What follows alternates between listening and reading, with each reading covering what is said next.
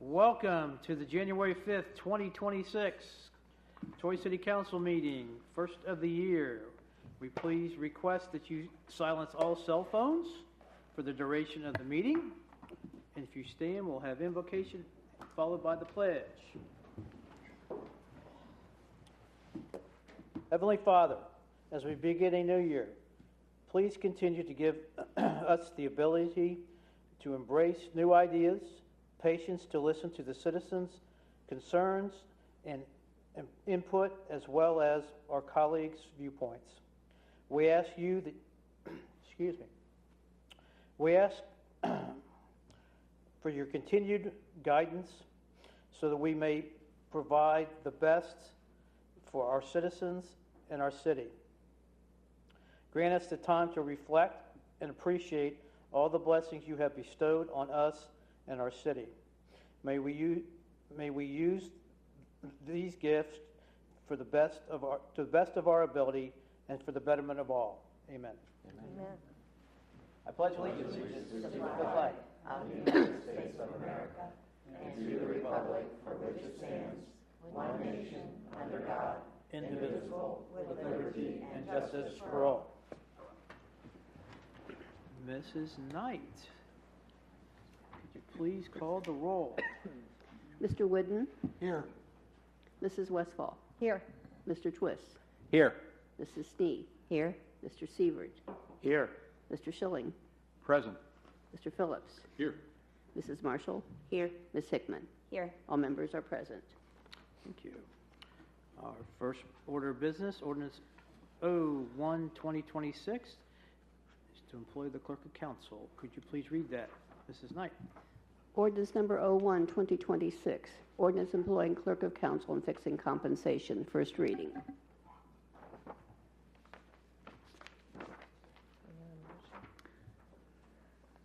think so. Need to move to suspend it? Move to suspend? Yeah. Yes. Something. Yeah, sounds good. Second. Motion to suspend by Mrs. Snee, seconded by Mr. Schilling. Mrs. Knight, please call the roll. Mrs. Westfall? Yes. Mr. Twist? Yes. Mrs. Snee? Yes.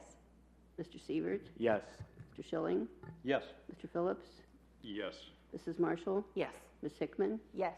Mr. Whidden? Yes. Move to adopt. Second. Motion to adopt by Mrs. Westfall, seconded by Mr. Sievert. Mrs. Knight, please call the roll. Mr. Twist? Yes. Mrs. Snee? Yes. Mr. Sievert? Yes. Mr. Schilling? Yes. Mr. Phillips? Yes. Mrs. Marshall? Yes. Ms. Hickman? Yes.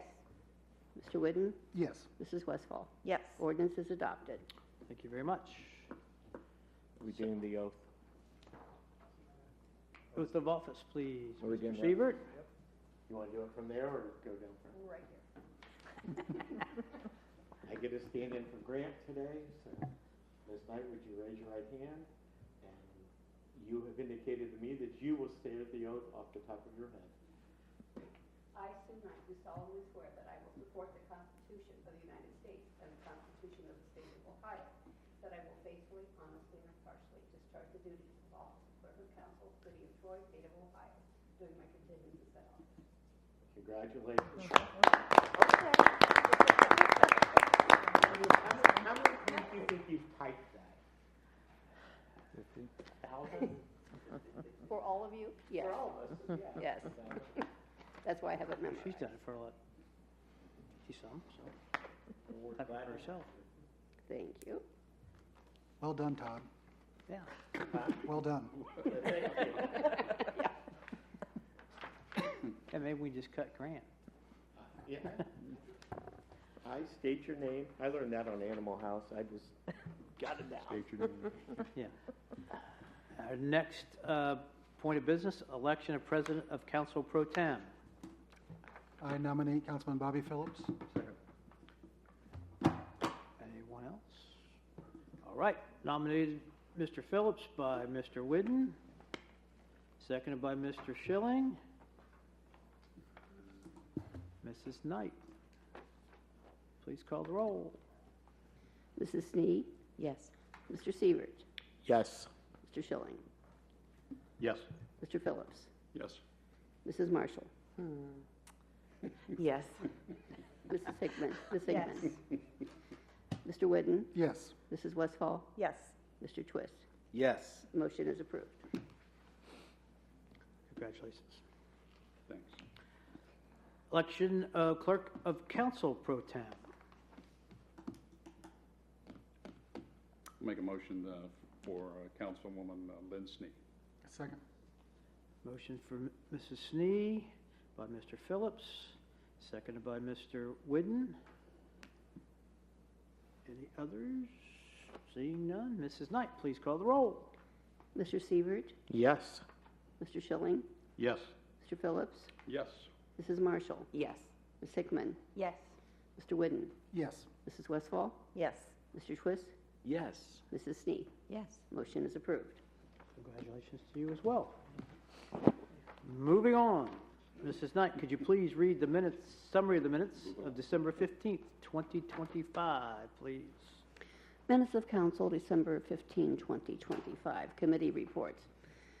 Buildings and Utilities Committee reported recommending that legislation be prepared authorizing a legal services agreement with Grossman and Kelly related to funds that may be recovered related to contaminations with certain water systems. Finance Committee, Mr. Sievert reported as follows.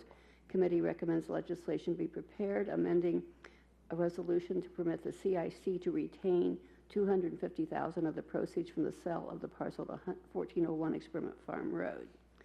Committee recommended legislation be prepared as recommended by the Community Improvement Corporation to provide for a new 5-year renewal of a lease related to the boathouse.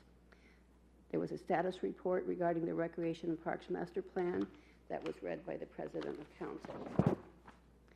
Resolution number R68, 2025, Legal Services Contract, Grossman and Kelly LLP, was given second reading and adopted.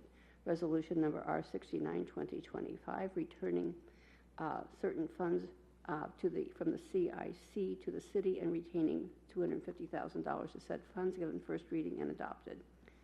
Resolution number R70, 2025, amending the tax levies to be collected by the county related to the Miami Conservancy District, was given first reading and adopted. Ordinance number 033, 2025, appropriating funds for the various departments and offices, which was the approval of the budget, second reading and adopted. Ordinance number 034, 2025, amend the lease related to the boathouse, was given first reading and was adopted.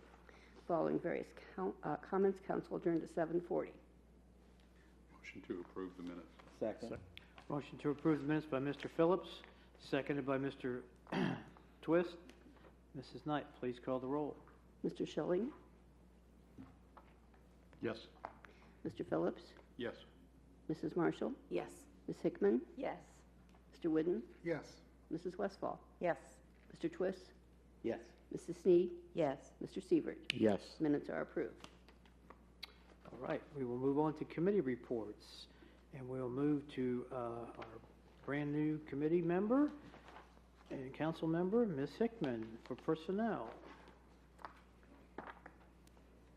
Thank you, Mr. President. The Personnel Committee received requests for consent to reappoint of various board and commission members.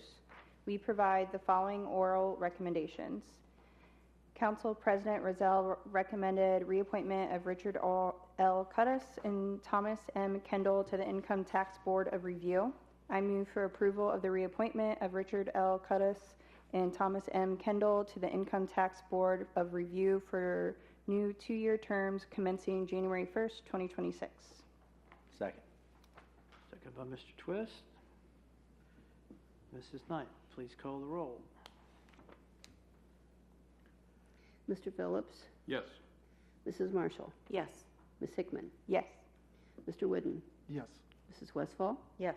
Mr. Twist? Yes. Mrs. Snee? Yes. Mr. Sievert? Yes. Mr. Schilling? Yes. The motion is approved. Thank you. Continue, Ms. Hickman.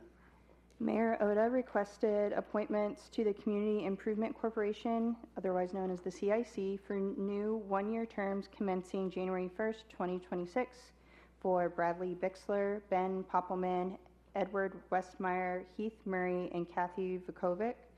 I make a motion that the reappointments to the CIC be approved. Second. Motion seconded by Mr. Twist. Mrs. Knight, please call the roll. Mrs. Marshall? Yes. Ms. Hickman? Yes. Mr. Whidden? Yes. Mrs. Westfall? Yes. Mr. Twist? Yes. Mrs. Snee? Yes. Mr. Sievert? Yes. Mr. Schilling? Yes. Mr. Phillips? Yes. Motion is approved. Please continue. Mayor Oda requested reappointments to the Human Relations Commission for new 3-year terms commencing January 1st, 2026 for Sonia Holycross and Ruby Villalobos. I make a motion that the reappointments to the Human Relations Commission be approved. Second. Seconded by Mr. Phillips. Mrs. Knight, please call the roll. Ms. Hickman? Yes. Mr. Whidden? Yes. Mrs. Westfall? Yes. Mr. Twist? Yes. Mrs. Snee? Yes. Mr. Sievert? Yes. Mr. Schilling? Yes. Mr. Phillips? Yes. Mrs. Marshall? Yes. And that motion is approved. Thank you. Finally, Mayor Oda requested reappointments to the Board of Zoning Appeals for new 5-year terms commencing January 1st, 2026 for Will Harrelson and John Schwesser. I make a motion that the reappointments to the Board of Zoning Appeals be approved. Second. seconded by Mr. Phillips.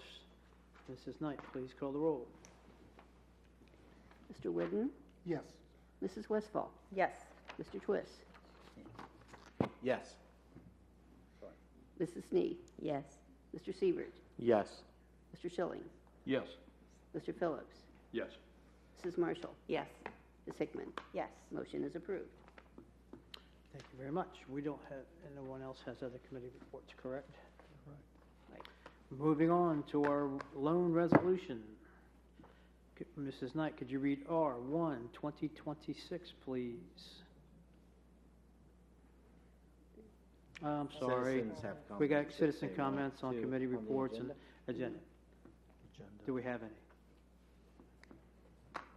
Go ahead, Steve. None? All right, now we can go to resolutions. Would you please read R1, 2026, please, Mrs. Knight? Resolution number R1, 2026. Resolution authorizing the sale during calendar year 2026 of municipally owned personal property which is not needed for public use or which is obsolete or unfit for the use for which it was acquired by internet auction pursuant to Ohio Revised Code Section 721.15D. This is a resolution that is routinely adopted at the first meeting of every year. Any item that is declared as surplus that has a value of $1,000 or more will come before council for specific approval. First reading. Motion to suspend. Second. Motion to suspend the readings, Mr. Phillips, seconded by Mr. Twist. Mrs. Knight, please call the roll. Mrs. Westfall? Yes. Mr. Twist? Yes. Mrs. Snee? Yes. Mr. Sievert? Yes. Mr. Schilling? Yes. Mr. Phillips? Yes. Mrs. Marshall? Yes. Ms. Hickman? Yes. Mr. Whidden? Yes. Move to adopt. Second. Motion to adopt by Mrs. Westfall, seconded by Mrs. Snee. Mrs. Knight, please call the roll. Mr. Twist? Yes. Mrs. Snee? Yes. Mr. Sievert? Yes. Mr. Schilling? Yes. Mr. Phillips? Yes. Mrs. Marshall? Yes. Ms. Hickman? Yes. Mr. Whidden? Yes. Mrs. Westfall? Yes. Resolution is adopted. Thank you. Next item on our agenda, we are going to have a presentation from the County Commissioner, Mr. Westfall. We welcome Commissioner Ted Mercer, former council member, Sheriff Dave Duchak, former Deputy Billy Ray, and other county officials to make the presentation. And if you'll give us a couple minutes, we will get out of the way so our heads are not in the middle of your presentation.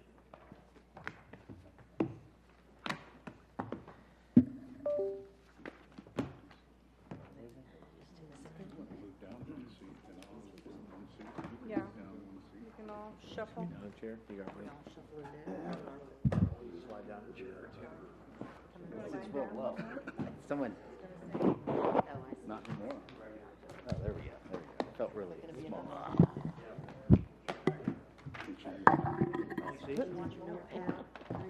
Maybe. Can't say right now.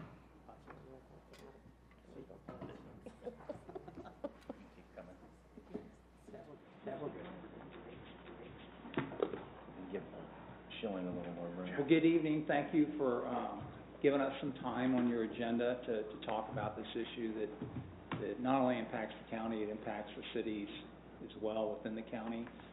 And I know myself and Commissioner Westfall and other commissioners have been trying to get out in the community to educate people as much as we can. I always kind of like to throw in a joke, you know, my staff gets to talk about drones, the Canine Project, all the fun stuff, law enforcement, and I get to jail. How fun to jail. So I kind of like to start out with where we are today, how we got here, and then I'll kind of go through this. I know I don't want to take up too much of your time, so I know when we're presenting in front of governmental bodies, we go a little bit quicker. But I'm happy to answer any questions. I know both commissioners are as well as we're going along or at the end. Let me see here. So we currently have 2 jails in Miami County. I'm just going to call this one the 25A jail so it doesn't mess people up instead of incarceration facilities. So we have a minimum security jail that was built 27 years ago. It opened or 26 years ago. It opened in 2000. It can hold up to 240 inmates. It's there's 4 60-person pods, but it's minimum security. I cannot understate minimum jail standards. I can't house felony 1, 2s, and 3s, or even misdemeanor crimes of violence, domestic violence, and all that. They have to be housed downtown, which is a full-service jail under Ohio State jail standards. So this was built back 26 years ago when there was a problem with overcrowding with misdemeanors. Fast forward where we are today, things have kind of reversed. The state of Ohio is putting more of the responsibility for felonies, low-level felonies, on counties, which never used to be the case. So felony 4s and 5s, your low-degree felonies, they're coming to us, not just Miami County, but all counties, so the state doesn't have to pay for their incarceration fees. And we'll show that here in a little while. So that's what the 25A jail, I know there's a lot of, in the community, why can't they just house them out at that other jail? If I could, I would. I can't. There's different standards. This was a very inexpensive jail at the time that it was built. It wasn't built to maximum security standards. So the downtown jail is housed in the northern part of the safety building, which was opened in 1972. You'll see some photos, all the failing locking mechanisms for the cell blocks. A lot of them are failing. It's 1960s technology. You can't get parts for it anymore. To do a retrofit, you would be talking a lot of money. So we've kind of put off on a lot of that to see, you know, where we're going. The other thing, when this jail first opened in '72, it can house 120 inmates, and this is important. Today, currently, if I had to, I could house 111 inmates in there. But the state of Ohio, through court cases, through minimum state jail standards, and they call it the warehousing of inmates, we're only supposed to house 42 inmates in that jail. Typically, we're in the 60s and 70s, so we're over what the state says we should have. So that gets into the second big question: why don't you just renovate the downtown jail? You know, there's just not the space. And the consultants that we've talked to, you're looking at $30 million, north of $30 million, to redo a jail that you aren't going to get any more space from 42 beds, which just isn't enough for us. The county's grown, so that's 2 big questions I hear a lot. And it makes sense, and I get it. We've looked at all this. We've been looking at it for a number of years. Here's some photos of some of the existing conditions in the jail. These are some of the holding cells on the first floor. These are also where we have suicide watch people who are under suicide. These are some of the cell blocks. And every year we fail the state inspection in that jail because there's not enough natural light. We're overcrowded per minimum jail standards, and I forget, there's 2 or 3 other ones that we'll never pass. We just can't because of the way the construction of the building. Here's some of the old locking mechanisms, a lot of which have failed. So if there were a fire, COs have to go manually to a lot of the different cell blocks to open, to get the inmates out. Now, that picture on the right, you can't see it a little more, if it was more clear. The plumbing is shot. There's all kinds of pipe works that's been spliced in and spliced in together through the years. The county, we did get 2 years ago a $175,000 grant from the Ohio Department of Rehab and Corrections because they realized that we have an issue in this county to pay for a jail needs assessment, which is the first step in looking at the issues and what Miami County will need in the future. So that assessment was completed. It was about an 11-month assessment. It was completed in February this year. It was presented to our county commissioners. It's I think about 200 plus pages. Here's a hard copy of it. It's also on the Sheriff's Office website, which I encourage you to read it. There's a lot of interesting data. The assessment it met with every discipline, from law enforcement to judges, parole, probation, mental health, Tri-County Board of Mental Health, hospitals, our jail medical staff, and everything to plan for the future, not just for today. What a lot of these next slides come from that assessment, and what this kind of shows is the other thing that you hear a lot from the public: we don't want to lock everybody up. It's cheaper not to lock them up, which is true. And I think that what these numbers show is that Miami County is kind of leading the way, at least in our area. Our incarceration rate is one of the lowest in the Dayton metropolitan area. If we were to have Montgomery and some of the other ones, it would have been higher. And again, I credit the courts and the others in the criminal justice system. In Miami County, we have 2 drug courts, both municipal and common pleas. We have a mental health court, which was created a little over 2 years ago in common pleas court. Municipal court's looking at starting a veterans court. So all these different programs, I mean, we're very blessed in this county. We are doing everything we can to lower recidivism and not have everybody locked up. And I think that slide kind of reflects that. This just shows you we have a lot of what we call frequent flyers. And most of these people have mental health problems. One of the consultants, when he met with us during one time, said, "Man, you have this one person, there's a couple people that have been arrested 6-7 times in the same year." I said, "Yeah, and I could probably tell you their names." Because they have mental health problems, they get out, they do nuisance offenses, they criminal trespass, the one young lady goes and bathes in the town square, and there's drug addiction and everything else, and so they get criminal trespass or disorderly conduct. Judge maxes them out to 30 days, they do 30 days in jail, and they're back out doing it again. So again, the mental health issue, which we'll get into further, is a big, big problem. This slide here is interesting. So on your misdemeanor scale, the lower the number, the higher seriousness of the offense. So your misdemeanors 2, 3, 4, 5, those get to be your lower nuisance level offenses, and it's the same with felonies. Felony 1s, 2, 3, 4s, and 5s.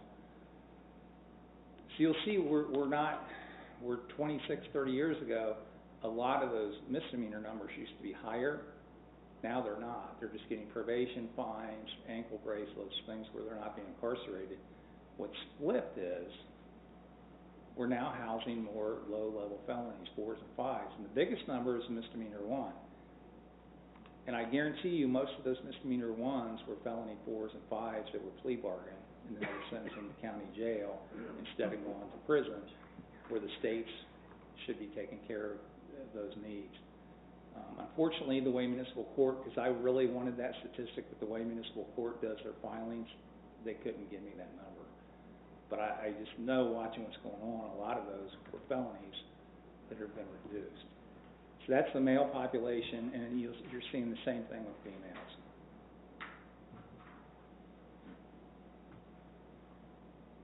So again, keep in mind, most of felony 1, 2s, and 3s, I can't house out there. Any violent felony 4s or 5s with 25-day jail, I can't house out that jail. So pre-COVID, our incarceration rate was up. We were up at 250 between both jails, keeping in mind that at that time, about 30 of those beds were rented out to U.S. Marshals or other county sheriffs, which helps offset our operating costs, bring in revenues if we have open beds that don't impact our judges and their sentencing.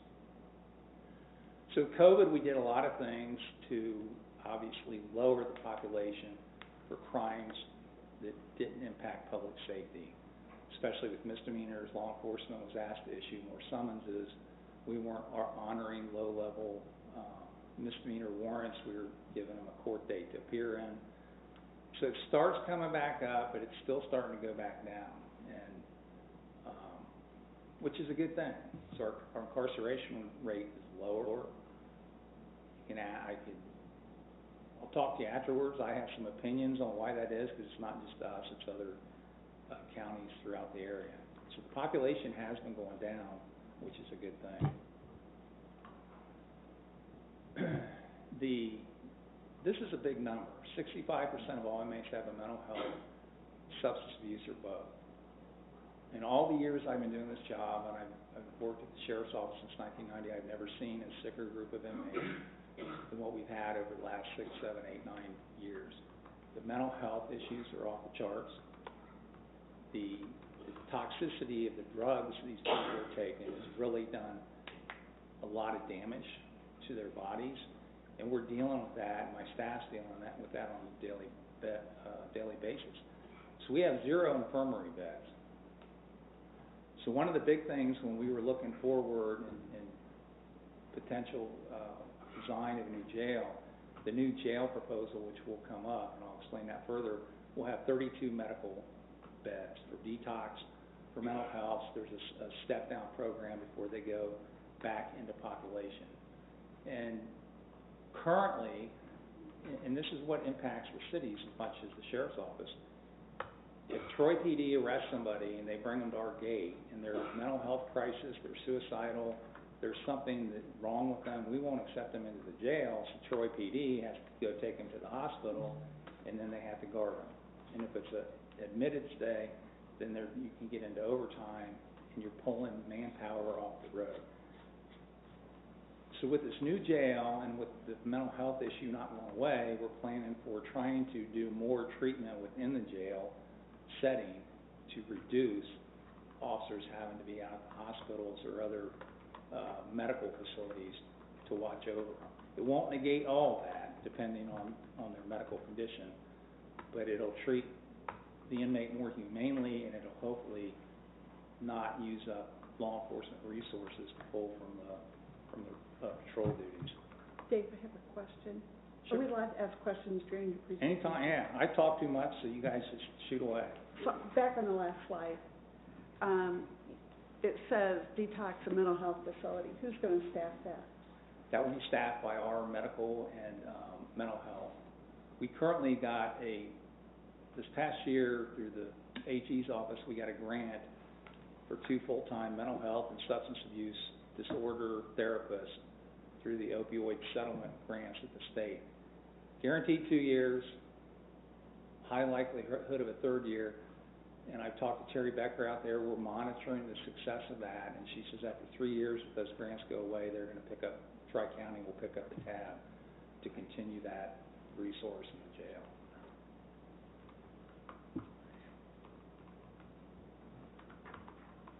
Thank you. This is just one of the slides just to show you. And this is an important point. I have staff that works in that jail. So, even I know there's a thing, they did the crime, let them do their time in the dungeon. I don't care, throw away the key. Number one, you can't do that. It's not humane.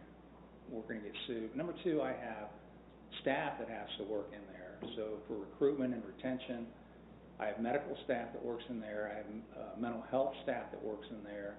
So, you got to keep that in mind when you're realizing their working conditions.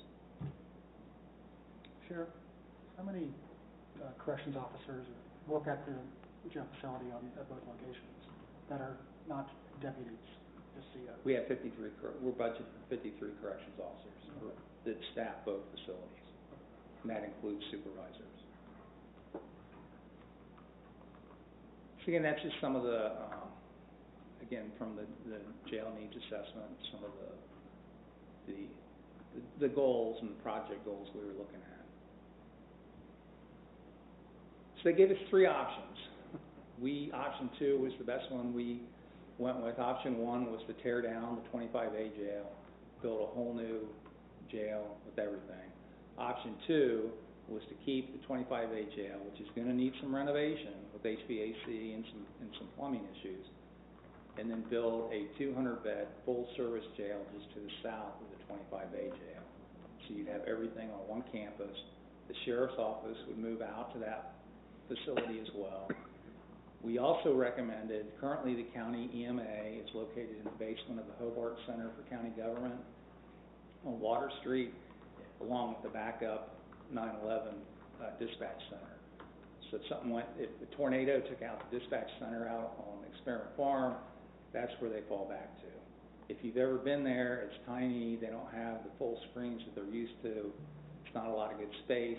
So for no more space in the EMA and the backup dispatch center needed, we added their square footage in, which is very minimal to our proposal to move the EMA out there. They would still have their own entrance separate from the sheriff's office, but we would share a giant conference room, training room with them to reuse some of that space. Under this option, we cut everything we could. The square footage, there's not a new kitchen, there's not a new laundry. All that is still going to be used at the 25A jail. So we're cutting everywhere we could, and the expenses are they're crazy. So that was our proposal. The 200 beds, again, would have 32 beds for mental health, detox, and medical issues. This just kind of highlights kind of what I talked about before. That's just kind of a footprint. So the 25A jail is up to the left, and that would be the new footprint of to the south of that jail. It's where Commissioner Westfall his expertise comes in. Thank you and good evening. Thank you for the opportunity on behalf of my fellow commissioners, Mr. Mercer, Mr. Simmons. Thank you for allowing us to be here tonight. I like starting off, first of all, this is one of the biggest challenges the Board of Commissioners have faced in decades. If you look at, I like starting with the fact that Miami County in 1885, Troy was 2,000 people. That community north of us was 6,000. If you add a couple more thousand throughout the county, we were under 10,000 people. In the last census of 2020, we were 110,000 people. We were the only county in the region that grew, and we are only one of the handful of counties that's projected to grow in the next census. That speaks volumes on the quality of life here in Miami County, and people want to come to Miami County. Okay, the biggest issue that we've all had is the cost. When you look at regular construction, and some of you up there in my age can remember what you paid for your first house and what it's selling for or what it sold for recently. If you look at home construction, drywall, plaster, $225 a square foot. Put a 1 in front of for jail construction. Why? Primarily because you're doing reinforced walls, tamper-proof fixtures, steel, rebar. You're not putting up drywall and 2x4s.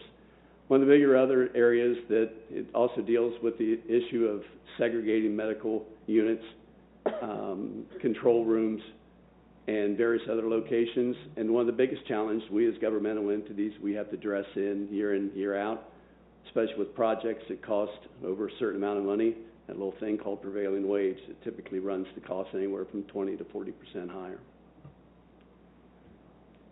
Economically, this is the role and responsibility of the commissioners in conjunction with the Miami County Auditor. How do you pay for it? We're looking to propose, right now we have before the board, and it's going to go into 2 public hearings in the end of January to put a proposal of a 0.5% sales tax increase to the voters in the May primary. Why a sales tax? Predominantly, as you know from a finance standpoint, City of Troy predominantly gets their revenue from income and property. School systems, primarily income and property. Miami County, primarily sales tax. And we believe this is the most economical way to do it. If you look at the region, we're right now at approximately at 7%. We are at 7% sales tax in Miami County. Everyone to the northeast and west of us is 7.25. Montgomery County is 7.5. And if you get into your larger communities such as Hamilton County, Franklin, Cuyahoga, they're at 8 or pushing right at 8%. Of that 7%, Miami County only receives 1.25 of it. The rest of it goes to the state of Ohio. We believe this has the least amount of impact upon our citizens in the county. You're looking at food and groceries, of course, are not taxed. To give you an idea, if you go out and you spend $100, that's taxable, it's going to cost you an additional 50 cents. If you spend $1, it's a half a penny. We also believe that if you look at the reasons, it's quite simple. We believe that a good, strong criminal justice and judicial system plays a critical role in the quality of life that we've all come to realize and appreciate here in Miami County. We've also been told every year we wait, and of course you always hear this, the longer you wait to do a project, it's always going to cost more. Well, especially when you go to build a jail, because those expenses go up because the capability of building jails is decreasing because of the skill set of construction folks. Not a lot of people are in this arena, so you won't have a ton of people bidding on this. But it adds $2.5 million to the cost. Every year we continue to kick this can down the road. We've added this slide. Sheriff, come on back up, and you've gone over a couple of these. One of the other things that Mr. Mercer will be quick to remind me that the sheriff, the upside of a consumption tax, no one wants to put a tax on. None of us here want to tax our citizens any more than what they already are. The benefit, the difference in on a sales tax, a tremendous amount of percentages, and I've heard as high as 35 to 40% of our sales tax that comes into this county comes in from citizens from outside of our county. And those are citizens that are not requiring the services that our normal day-to-day operations happen. So it allows us to bring additional revenue from citizens that are coming into the county. So I think you addressed a little bit of why we're not updating the current facility, space, cost. Correct, and why can't we combine inmates? I kind of share with that because of the inmate classification. Is shutting down jail and housing inmates in other county an option? You could do that, but here's the problem. Number one, you have to have that county willing to agree to it. A lot of counties want to be autonomous, but also if you went to some type of a regional jail, which we've explored with one county a few years ago, there was not interest in that. But if you went down that road and we don't have a route to that, to get to that at this point, I don't think there will be. But you need to keep in mind that the jail is located here. The Detroit Police Department makes an arrest, and the jail's over in Clark County in Springfield, or whatever. I'm just throwing this out. We're not talking Clark County or Springfield. You're going to lose that manpower because they're going to have to drive over. You're going to have court. We're going to be running the people back from the jails in another county to the courts. That's why it's pretty much stayed. I think Ohio has 2 regional county jails. One is Madison, Union, and Champaign, Tri-County Jail, and there's one up north. So, again, that was explored a couple of years ago with the county. There wasn't interest in it, and it does create some other options. The state funding is an important one here. Under Governor DeWine, for the last 5 or 6 years, he has opened up monies where there's been $50 million a year available through a grant for jail construction and renovation. That's how we got our jail needs assessment money for most of it. Greene County, which is almost identical to what we have, they have like a 25A jail, minimum security. They just got done with their construction. Theirs is a bigger jail than ours. I think it's 287 bed. They got $15 million from the state on there. So I can't predict what the state will do. I think Miami County, I would hope, will at least get $50 million from the state towards that construction. Here's the caveat. The monies were appropriated in the capital budget, which is supposed to go in July to be passed. And the line proposed $60 million in 1 year and $90 million in year 2. That may go back to $50 million after the General Assembly, but regardless, we will go after any grant money we can to offset costs. So here's the thing, we're gonna have a new governor in another year. So I don't know what the new governor's priorities are gonna be, so there may not be grant monies available in 2 years. That's another thing that we're looking at this on a timeliness issue. If we can get 15 or more million, that helps us a lot. So we are eyeing everything we can to leverage state dollars. From a financial standpoint, real quick, from a financial standpoint, we're looking at approximately going to the voters. We're writing the legislation now. We'll have more of harder numbers at the end of the month once we go through our hearings. But we're looking at about a $90 million bond structure. If we receive that $15 million, that immediately comes off that bond structure.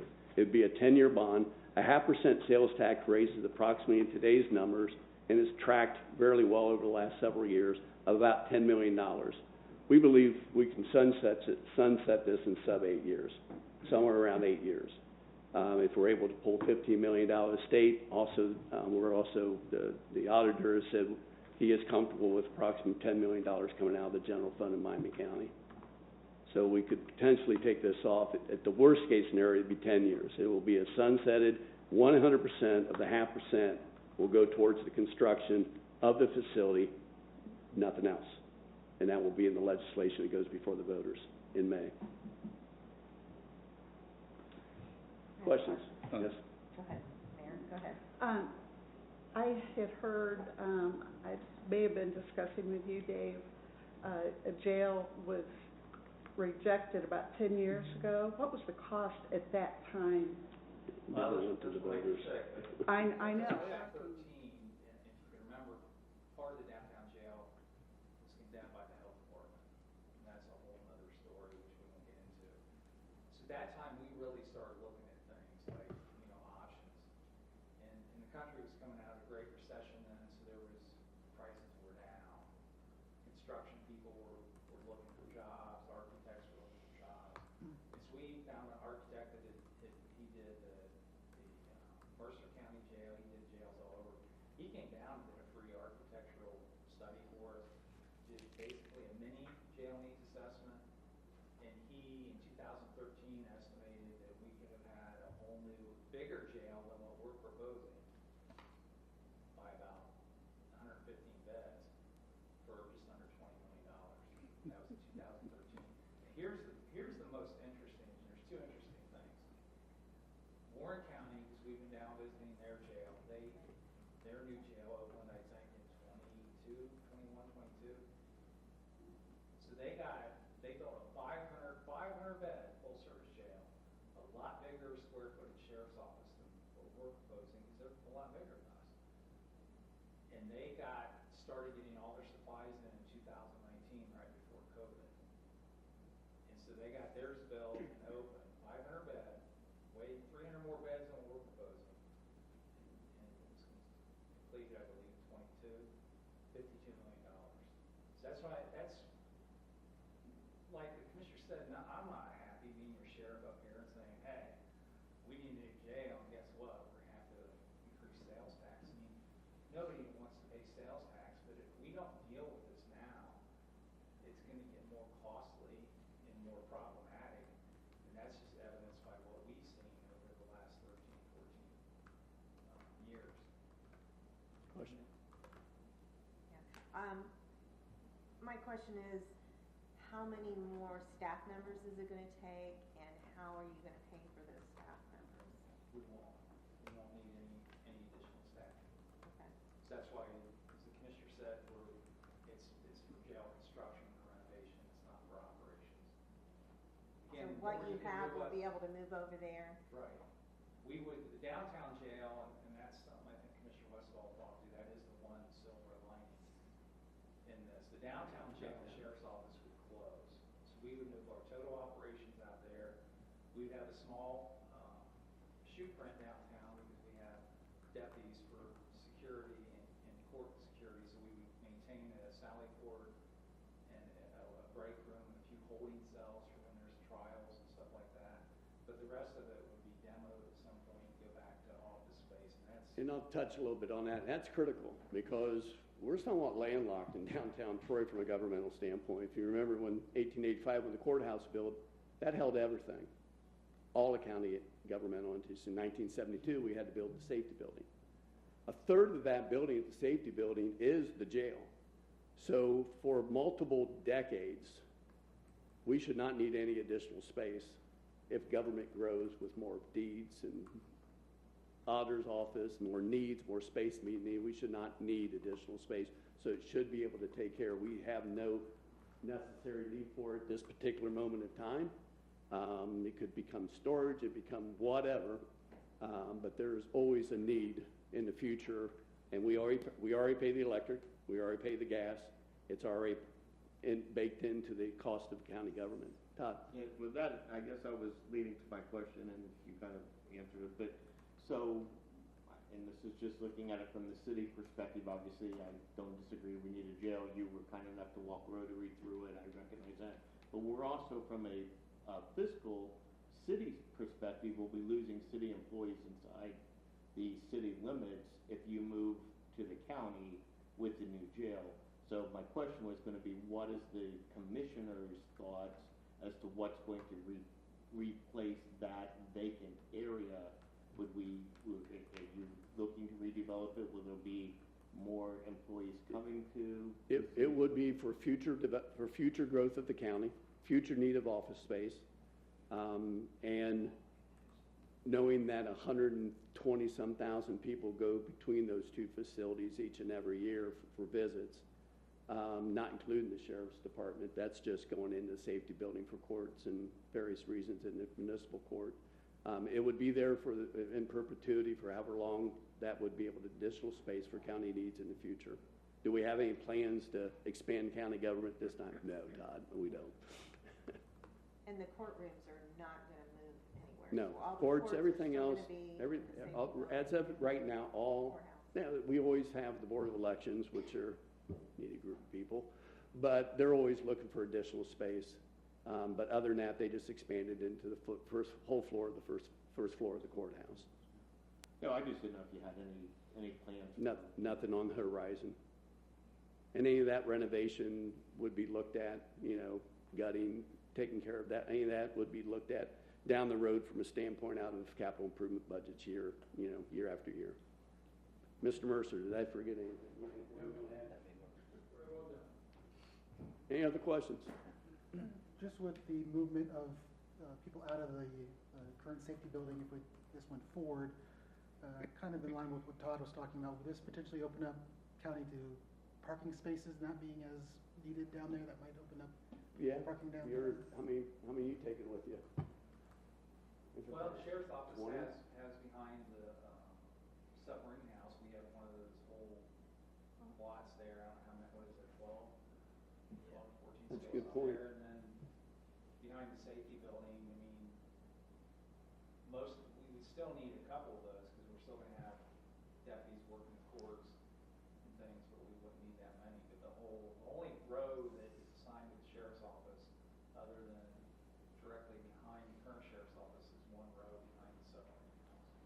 But yes, it would. Yeah, I don't know. Free if up you guys have- spaces because it could also help with our outlying lots, any of our employees that are parking on the street. Yeah, I don't know if you guys have studied that yet, but if And not. that's a good point. Thank you for bringing that up. I have not. I'll look into that. We'll get a number on that. A good point. Sorry, Patrick, that this took longer than 10 minutes, and I promised we'd get it done. It flew by. But I appreciate your time. If you guys Thank there's you. a question down the road you think of, my door's always open, or if you haven't taken a tour of the jail. I know Mr. Schilling, I believe Lynn's been through it. I see that Robin's signed up on, the mayor's signed up on. social media to take a tour. Please, we've got multiple dates set. If a particular date does not work for you, get a hold of the sheriff or myself or our staff. We'll be happy to take you through it. You need to physically see it, because then I think you'll get a much deeper appreciation of what we're being faced with and the challenge we have. So I just want to confirm, Janelle said you do not have to sign up, you can just show up. it helps if you do. It helps but if you sign up. right so now, you're- we're getting a good response. Yeah, But yeah. but you can just show up on the dates that are on that list. Yes.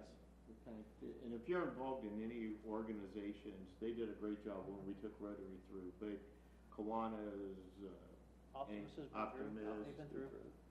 so any organization that anybody's involved in, it's a good opportunity to go show. Thank you. Thank you all for your time.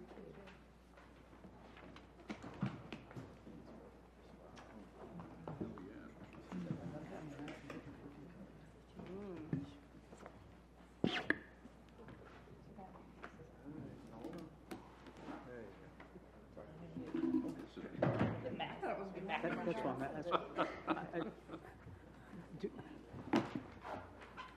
Commissioners and Sheriff, do you have any problem if anybody in our audience has questions for you? Anybody have questions on that presentation? Yep.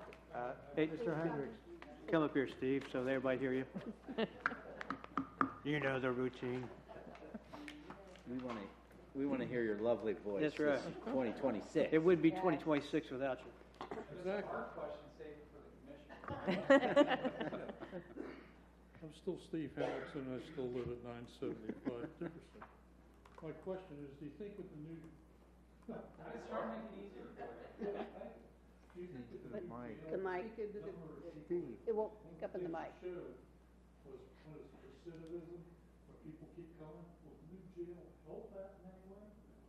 I mean, in terms, can the judges now say, well, instead of 30 days, 5 times this year, maybe you could be there all year? Well, I mean, they have to follow the sentencing guidelines that are set by the state legislatures. They have to follow certain sentencing guidelines. As far as programming, like the 25A jail, all those people are going to be coming back out into our communities. So we have ample programming that we're currently doing out of that jail, from life skills, the GED, we're certified for GED tests, resume writing, you name it. I mean, we're very blessed in this county because there's a lot of organizations that come to donate their services.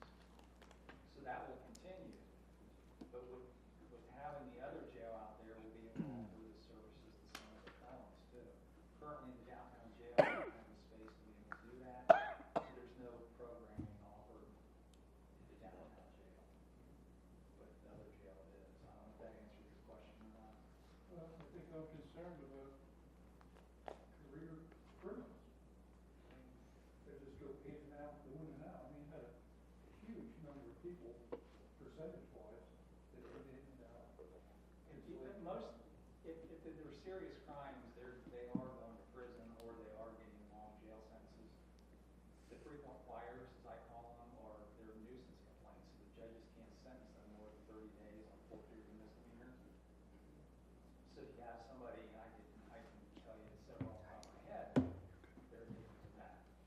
They're not well on the head, and they'll get out of jail, and they'll go and do the same type of behavior where law enforcement's arresting them again, you put them in jail. It's the only recourse the judge has, he can only sentence up to 30 days. So he gets 30 days in the county jail. They get out and do it again, so those people really are, I don't wanna say career criminals, they're career nuisance people that impact your businesses, impact residents walking down the street because of their behaviors and things like that. So, but our judicial system is doing a good job of getting career criminals in prison or at least longer county jail time. In my opinion, where the breakdown is with these nuisance people, we don't have state hospitals anymore per se. I mean, we do, but we don't, you know? And a lot of these people should be in some type of, it shouldn't be jail. It should be in a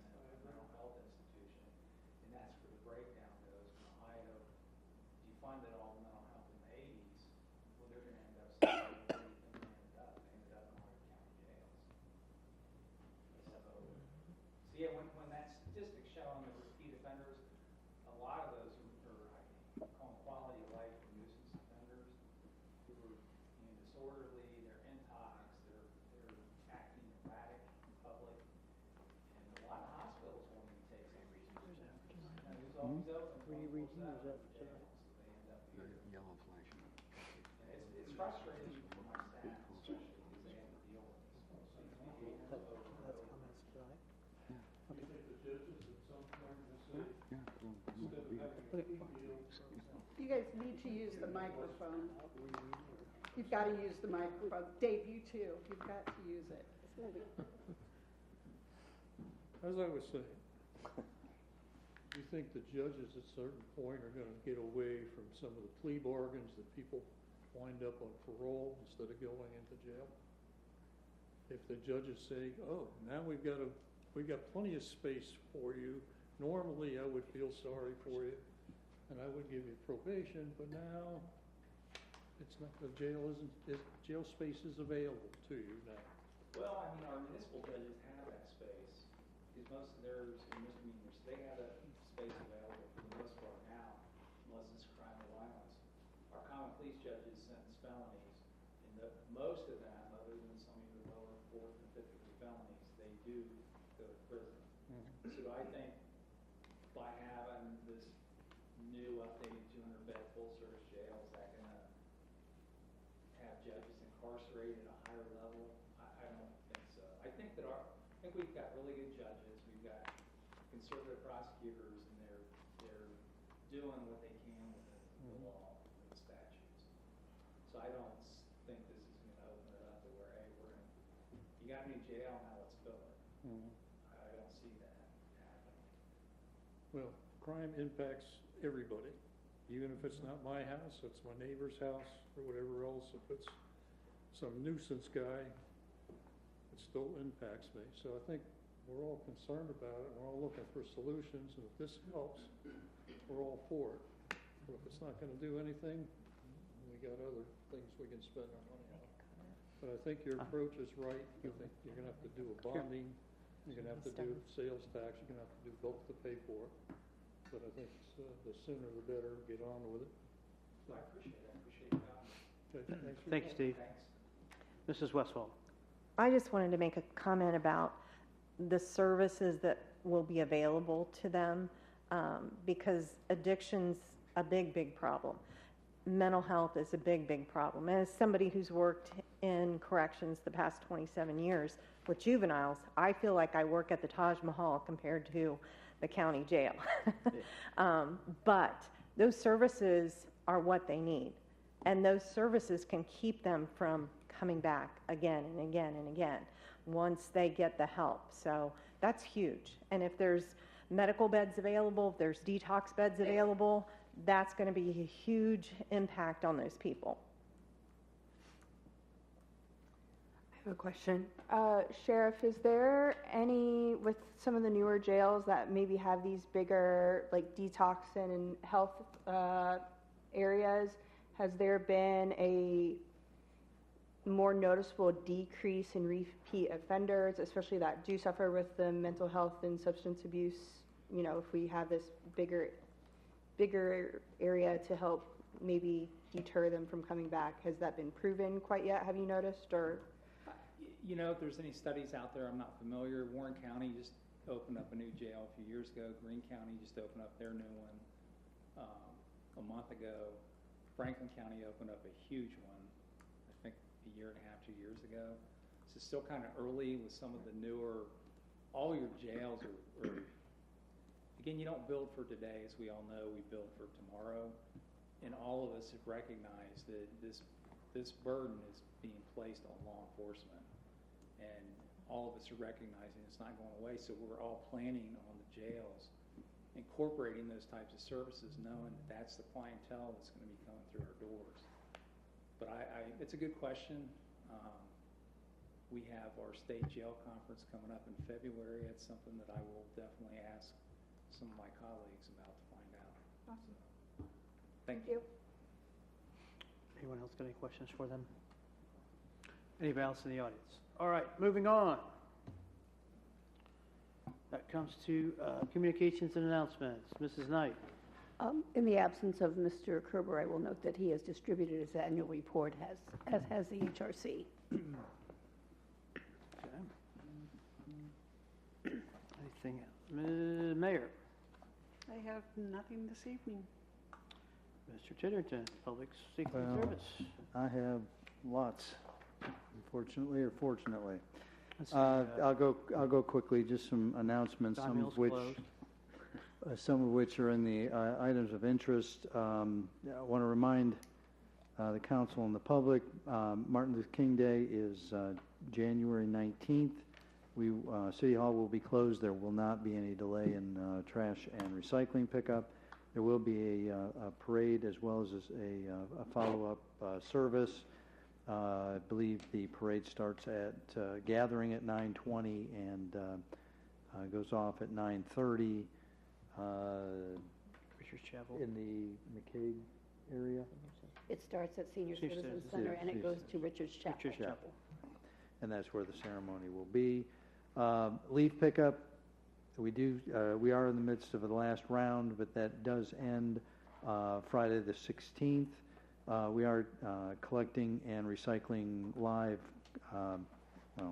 dead, real Christmas trees until the end of the month, January 30th, free of any decorations, of course. I will note that I've seen in a couple of places where it's been noted that the park maintenance building at Duke Park is complete and they are occupying it. We have not just done a silent rollout. We are talking with the park board about a kind of a dedication ceremony, hopefully later this month, that will be open to the public. Speaking of the park board and the rec board will be having a joint work session. That will be January 21st at 4 p.m. The public is invited to observe that. It begins at 4 p.m. at the Bravo Room at Hobart Arena. I do want to congratulate, we do have 4 EMTs who have now been promoted to paramedics. Not an easy thing to do, but they did all pass their certifications in the first attempt. And so we are in the process of hiring new EMTs to backfill those positions. Let's see, 2 other things. First of all, I do want to note that even though in the items of interest you did have a winter report, it did become outdated about the first day of the year. We did have 2 additional events. We are now officially at 8.5 times the expense this time this year as opposed to this time last year. So we are tracking that fairly closely. And the final item is the streetlights, the new streetlights on West Main Street. They are not yet on, but Miami Valley Lighting, there were some issues with some, even though we do have the conduit, with them connecting the electric to 3 or 4 of the poles. Miami Valley Lighting, their goal, as they put it to us, their goal is to have those up and operational by the end of the week. That's the goal. That's all. That's as far as I'll go with that one. And I believe that's all. Slowly but surely, we're getting there. We'll get there. Yeah. That's all I have. Thank you. Mr. Siebert. Thank you, Mr. President. First, I would like to point out that the mayor also gave us a annual report, and we appreciate those 3 pages. Secondly, when you look up in the dictionary the word Troy, Ohio, there's few people that come to mind. One of those is Mayor Jenkins, one were the Robinsons, and one was Steve Baker. And I've known Steve since I was a little kid, and I know everybody at this dais shares our condolences to Marty, Stephanie, Matt, I think is his son's name, and we just want to share on behalf of the city our sympathy for their loss. Mrs. Snee. I don't have anything further to add other than just definitely sharing those sentiments. Mrs. Westfall. Yeah, I agree, and I just want to encourage everybody to go visit the jail, go see what it looks like, spend the time to do that. Thank you. Mr. Schilling. Thank you, Mr. President. I have a couple of comments on the downtown streetscape project. It'll soon be before council. This project will be before council again for final approval and bid authorization. With the conclusion of the Prouty Plaza redesign discussion, most of the questions on this project have been answered. The one area that needs to be discussed is the desire by some members of council to have yellow flashing lights placed near the crosswalks around the square. Originally, the OTA administration declared that the yellow flashers were not needed because traffic studies had shown that the lights are not effective. Yet we see these lights at our school crossings and the hospital. These lights are visible in other communities. So I decided to check. I called one of the manufacturers and talked with their sales department. You would think that the salespeople would know if there's something negative about one of the products that they are marketing. The salesperson I talked to was not familiar with any negative traffic studies. I asked her how many of these lights do they sell in a year's time at over $10,000 a piece. The answer was in the thousands. So recently I reviewed this with the OTA administration, and lo and behold, there was no traffic study, but there was a belief that the lights lose their effectiveness over time. The flashing lights would back up traffic around the square, and the cost estimated at $10,000 to $15,000 per light was too high. I travel McCaig near Haywood School frequently. When the lights are flashing at the crosswalk on McCaig, I can see them a long way off. As I approach the crosswalk, I slow down, look for children and parents, and even after the lights have stopped blinking. I do this every time. The lights work for me. As to backing up traffic around the square, what is more important? Traffic flow or safety of the folks working in and visiting our downtown?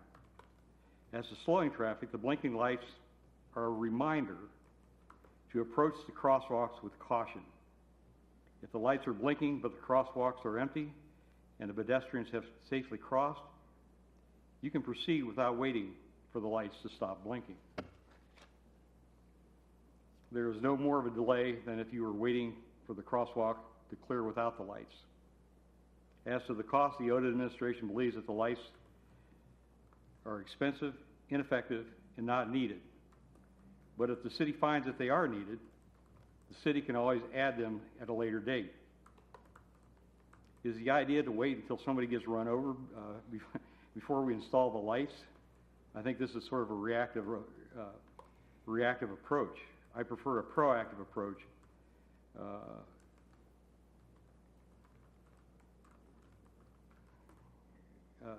Do as much as you can now to prevent tragedies in the future. And finally, I suggested to reduce the cost. We only need 4 lights because they are double-sided and could be placed in the middle of each pedestrian island.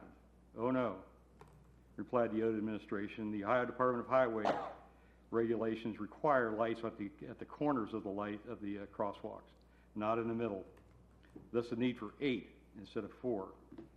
But currently the city of Troy has 4 flashing lights tucked in between the flower pots. I don't recall hearing a Trump wannabe in the state highway department calling for the Ohio National Guard to invade the city of Troy to curb our lawless behavior over the last 20 years or so regarding our flashing lights. The question before us is, what is more important to the residents of Troy?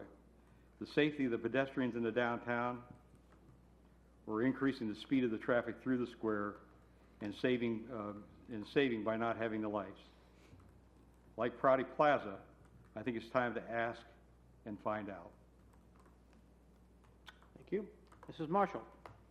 I just wanted to reiterate my condolences to the Baker family and welcome Madison. Mr. Whitney.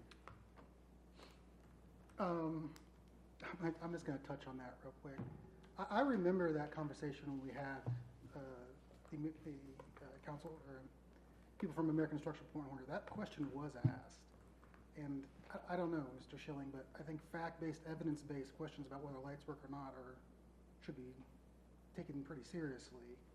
And I understand your feelings for wanting lights, and I'm not for or against them necessarily. I'm just saying that we have looked this up, and we do have fact-based information on that. I would disagree with you because I said the other administration admitted there's no traffic studies on this. So I don't know where you're getting the fact-based information because there's no studies that show that these lights to be ineffective. I'll grant you that I have not rewatched that meeting since it happened, and I don't recall it. I wasn't anticipating talking about it here tonight, so if I'm wrong, I'll stand corrected. But I thought that was what discussed at the meeting. It was discussed at the meeting, and I agree that there was brought up that there was a traffic study that these lights were ineffective. The traffic light study does not exist. Well, I'd be happy to talk to you more about it. So Okay, I didn't mean to jump you either. That'd be great. Anything else, Mr. Whitten? One thing, I just had a lot of out-of-town family in over the holidays. They just were really happy and proud of what Troy looks like. They haven't lived here in quite a few years, and they came back and saw how great things were. And I just want to commend the city for the way the downtown looked over the holidays. And Happy New Year. Here's your first chance, Ms. Madison. Well, thank you for making my first night eventful, I guess. No, thank you, Sheriff and Commissioners. I think that presentation was very helpful. I wish the whole community could really sit through that and listen to that. I will be on the tour with my fiance on Wednesday. I keep saying hopefully I have no reason to go to jail, so I will go take the tour. So yes, I definitely encourage and will encourage online to go check it out, to read the information that we had or listen to the presentation that we had this evening. And yes, my condolences to the Bakers. Yeah, I grew up watching Steve on the news even as the northern girl. So yeah, thank you, that's all. Mr. Phillips. Thank you, sir.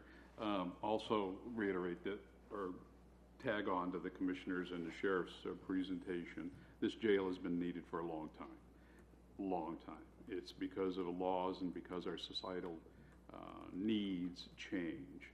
And this is not something that is created to house more people or that they will want to come in and stay there. This is to keep everyone safe.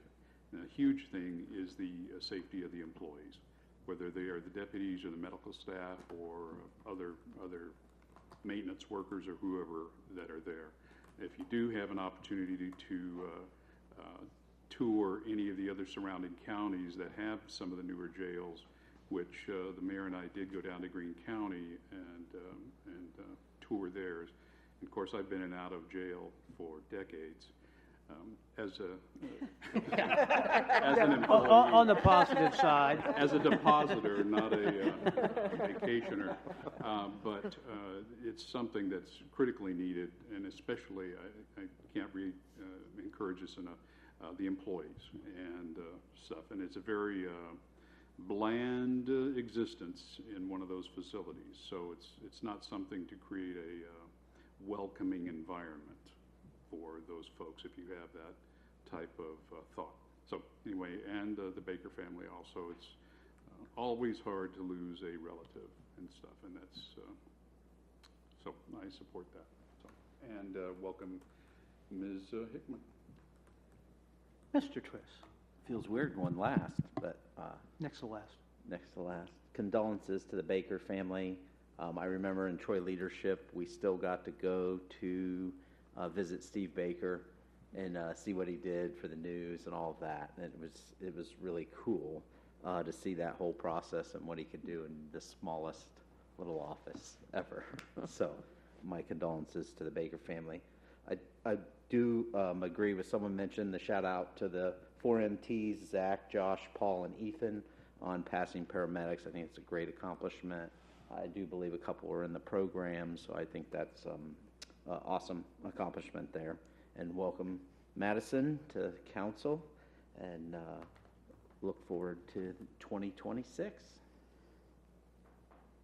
All right. We'll cut it short. We reiterate about everything everybody else has said, particularly to the Baker family. It's tough losing a neighbor, tough losing the guy that's well-known and basically is the northern region, and they did a lot for Troy, covered a lot of important stuff positively for Troy. Welcome, Madison. Welcome to the 4 EMTs. Thank you, Commissioner Westfall, Mercer, Sheriff Duchak, all the other people that attended with them to support them. Please go see the jail, read the jail report. Encourage everybody to go see it if you haven't. And we will see you on January 20th at 7 o'clock. Public comment. Citizens comments. Well, they didn't want to have it before, so. Hey, it's not bad. I made it through with screwing up twice. Citizen comments. Let's see. No citizen comments. We are adjourned.